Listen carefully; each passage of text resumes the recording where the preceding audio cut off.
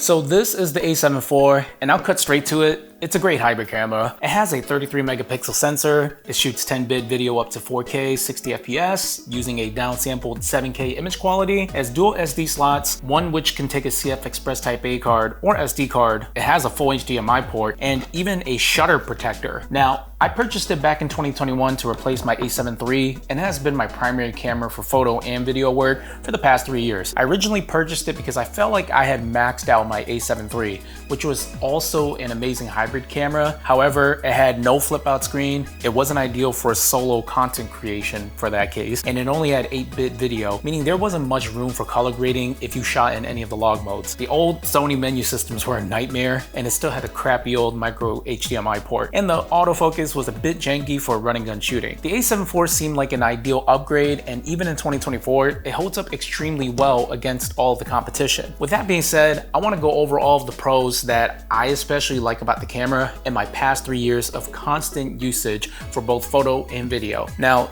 this might sound really corny, but I love how there's a shutter guard that covers the sensor when you turn the camera off. I wish this was a feature in every single Sony camera, as it prevents dust and damage directly to the sensor, especially when you need to do a lens change or you don't have your lens cap handy. A major plus for me has also been the battery life, which is freaking amazing because I've been able to do hours and hours and hours of photo and video shoots on just a small handful of batteries. Even though the A7 IV is still using the same batteries in most of the Sony full frame lineups, I feel like they must have designed the hardware and the software for better energy optimization with each one of their upgrades. I've also been able to use the first party Sony batteries and third party batteries for hybrid shooting and have run into little to no issues with long usage. The build quality is great too, since it has a full size grip that's easy on the wrist. I have dropped this camera a few times and it survived a rainstorm in Japan, 100-degree shoots, and here we are 3 years later, still going really strong. Now, if you're looking for a hybrid camera for photo and video, I can 100% validate that the A7 IV is way more than sufficient. I shot professional gigs,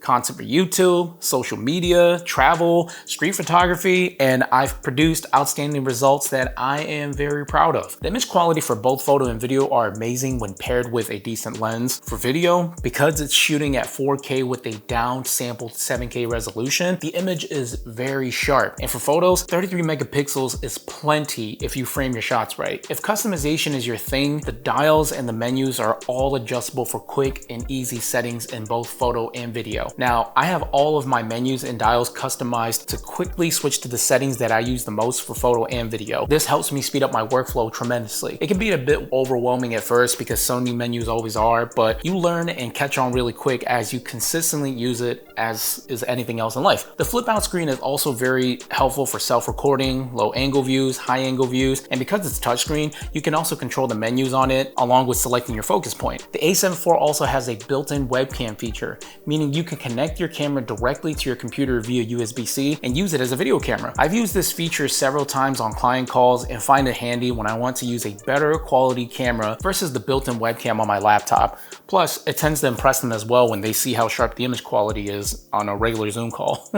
I also like the Sony ecosystem because of the vast majority of first and third party accessories that range from multiple price points, from cages, batteries, memory, lenses, adapters, etc. This means you get more options regardless of your budget, and you can still find quality add-ons without being stuck with buying only Sony products.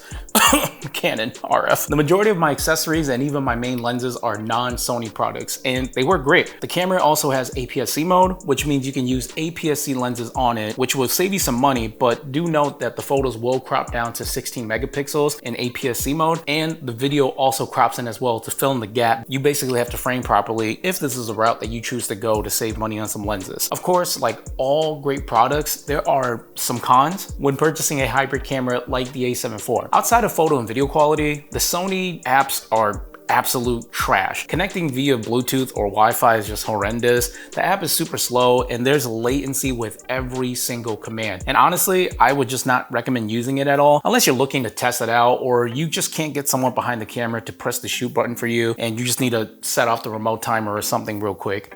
that's the only time I would recommend using the app. I also want to talk about some of the issues that I've encountered specifically during video shooting. The camera would get really hot after long hours of shooting. You could work around this by opening up the flip out screen so the heat dissipates faster. I don't recall the camera ever completely shutting down on me, but if this is a concern and long continuous video work is going to be your primary use case, you might want to look elsewhere like the FX3, FS6, or something more video dedicated. Personally, I've shot music videos, commercials, and plenty of video content on the A7IV, and it's held up just fine. While we're on the subject of videos, shooting at 4K 60 does crop in quite a bit, and it has been a very controversial topic. If you plan on doing so, this might be an issue, especially in tight spaces, so you may want to consider a wider lens. Now, let's go on to issues I've run into for photography and potential cons in this area. This doesn't happen quite often, but I've had situations where the autofocus was just not quite hitting the mark. Luckily, you can use the touchscreen and tap wherever you want the camera to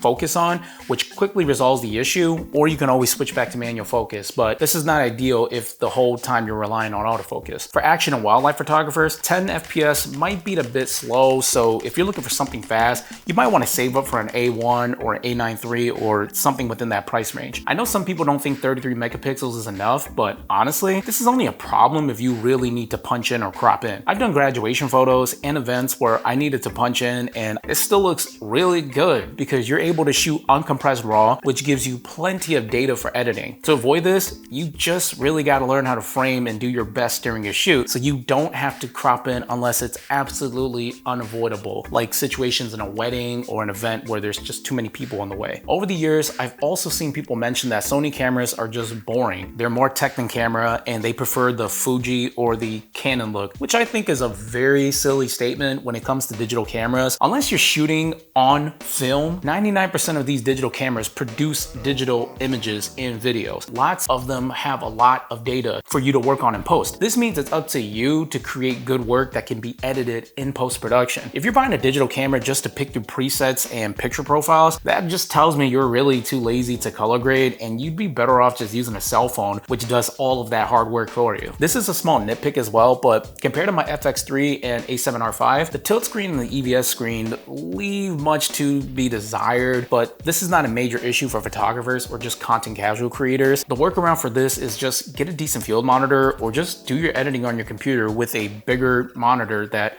has some better color accurization. So now that you have all my pros and cons of using the A7IV as my primary camera for about 3 years now, I hope that this has been beneficial to you from a long-term standpoint of view. Every camera comes with pros and cons, but in the case of the A7IV, I feel that the pros do outweigh the cons. If you want an affordable full-frame camera with great video and photo quality, amazing battery life, affordable lenses, and a great ecosystem, great autofocus, and lots of customization on and off camera, then I think this camera is really for you. Again, I've taken a bunch of photo and video content professionally and personally. I took it across the globe, and here it is, still going strong and still turning on and working. For the price point, I don't think you're gonna get any better than the features packed in and outside of the A7IV. It has a few minor shortcomings, but honestly, content creation is all about problem solving. If you can't work around these hurdles, the problem is really with you and not the camera. So yeah, with that being said, I hope you found this video helpful. If you plan on picking one up, please use my affiliate link below, as it'll help me support this channel and keep the lights running because this ain't cheap. If you already own an A7IV, let me know what your experience has been like from the pros and the cons, as I'd love to hear about it. If you made it this far, thank you so much for listening, and I hope that this video has been informative on helping you make a decision on your next purchase. For more content like this, please check out my other videos on my channel, as I think you'll find them very beneficial to your photo, video, and tech journey. Until next time, this has been your boy Fong, and I'm out. Peace.